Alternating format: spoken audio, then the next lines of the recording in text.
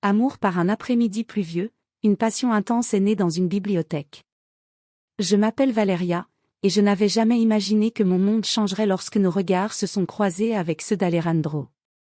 Un après-midi pluvieux d'octobre, je suis entrée dans une bibliothèque pour me protéger de la pluie et de l'ennui. Alors que je feuilletais un livre de poésie, j'ai ressenti une présence derrière moi. Je me suis retournée et là il était, avec un livre d'architecture en main et un sourire capable de faire fondre tous les obstacles. Nos regards se sont accrochés, et à cet instant, je savais qu'il se passerait quelque chose de magique. Alejandro s'est approché avec assurance et un regard curieux. « Tu aimes la poésie ?» demanda-t-il doucement. « Oui, surtout quand il pleut » répondis-je, essayant de cacher mon nervosisme. Nous nous sommes assis à une table au fond de la bibliothèque et avons commencé à discuter. La conversation a coulé naturellement, comme si nous nous connaissions depuis longtemps. Nous avons découvert que nous partagions de nombreuses passions, l'amour des livres, l'appréciation de la musique classique et le rêve secret de voyager autour du monde. La connexion était indéniable. Quelques jours plus tard, Alejandro m'a invité à dîner dans un restaurant confortable en dehors de la ville. La soirée était illuminée par une lumière douce et une musique délicate. Pendant que nous dînions, nos regards se croisaient souvent, comme si une électricité circulait entre nous. Depuis que je t'ai vu à la bibliothèque, je n'ai pas pu m'empêcher de penser à toi, avoua Alejandro en tenant ma main. Je ressens la même chose, répondis-je, sentant la chaleur dans ma poitrine. Après le dîner, nous sommes allés chez lui. La tension entre nous était palpable. Depuis que nos regards s'étaient accrochés ce soir-là, je savais que nous étions destinés à quelque chose de plus profond, quelque chose au-delà des mots.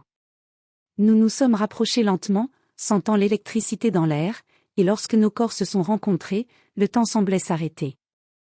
À cet instant, nos corps se sont engagés dans une danse sauvage d'amour. Chaque mouvement était un mélange de désir et de capitulation, nos respirations se synchronisant à un rythme rapide, accompagnés des battements de nos cœurs résonnant dans la pièce. Les gémissements sont devenus des cris de désir débridés, chaque caresse atteignant les limites du sadomasochisme, remplissant l'air du besoin de notre désir le plus profond. Nous nous contorsionnions en extase, cherchant une fusion encore plus intense dans une étreinte ardente et sauvage. Dans cette danse enflammée, le monde autour de nous a disparu, laissant seulement le murmure de nos respirations et le son de nos corps dans un tourbillon de désir incessant. Finalement, épuisés mais satisfaits, nous sommes tombés sur le lit, toujours enlacés. Nos respirations se sont calmées lentement, et la chaleur de nos corps est restée comme preuve de l'intensité de notre union. Dans ce silence complice, nous avons su que nous avions atteint une partie profonde de nos âmes, un lieu accessible uniquement par une soumission totale. Nous nous sommes regardés et avons souri, sachant que ce moment serait gravé dans nos mémoires pour toujours. Alejandro et moi continuons à être ensemble. Chaque jour est une nouvelle aventure, un nouveau chapitre de notre histoire d'amour. Nous avons beaucoup voyagé, toujours avec un livre et un cœur rempli de rêves. Notre amour a grandi et s'est renforcé, et chaque fois que nous nous regardons, nous nous souvenons de cet après-midi pluvieux d'octobre où nos âmes se sont rencontrées pour la première fois. Notre amour est éternel, et ensemble, nous continuons à écrire l'histoire de notre vie, chaque jour, avec le même désir et la même dévotion qui nous ont unis dès le début. Si vous avez aimé la vidéo, donnez-lui un pouce bleu et abonnez-vous, cela nous aidera beaucoup. Si vous cherchez quelqu'un avec qui passer du temps, laissez-nous votre photo et vos coordonnées.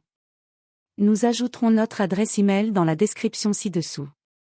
Et vous, quelle est votre histoire ?